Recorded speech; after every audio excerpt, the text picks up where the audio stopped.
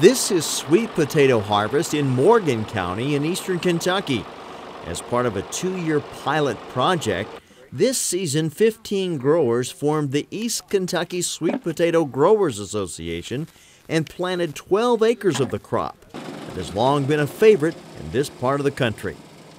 We really feel like that sweet potatoes will do well in our area. There's a cultural tie-in with sorghum, Appalachian Mountains, and we think we've got a niche market that we can develop. Morgan County Agricultural Extension Agent Sarah Fannin got the idea for growing sweet potatoes a couple of years ago after a visit to Canada. Fannin saw sweet potatoes as a potential alternative to tobacco.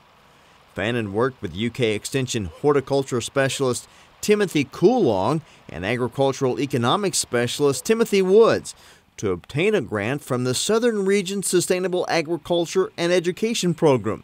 The SAYER grant helps lessen the risk of growing a new crop and develops a production system for eastern Kentucky. By no means is this going to replace tobacco in any shape or form, but for a small number of growers, this is something that they can do to provide some on-farm income, and they can supplement that maybe with a couple other crops. And it's not going to be everybody, but for some growers, this is very profitable.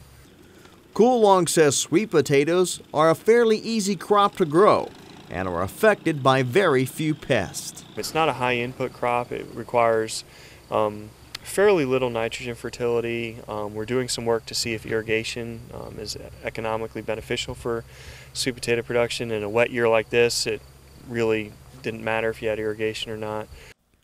To make the harvest a little easier, Morgan County Extension had this single-row flip plow specially made for the harvest for all the growers to share. But seeing the harvest now and that it is possible to grow this crop in our region and to have a quality crop, they are very excited about that, and we're really now that we've seen that we can grow it, we're going to be working on marketing issues and going from there. Growers are selling their crop at roadside stands and farmers markets at an average price of $20 a bushel, and most of this year's crop has been promised to buyers. They are very versatile. Many of the restaurants are also serving them as a side dish. Morgan County Extension Agent Nellie Buchanan sees sweet potatoes as a healthy fit for the region. They're lower in carbs than an Irish potato. They also have beta-carotene, which is what I like to call a cancer fighter.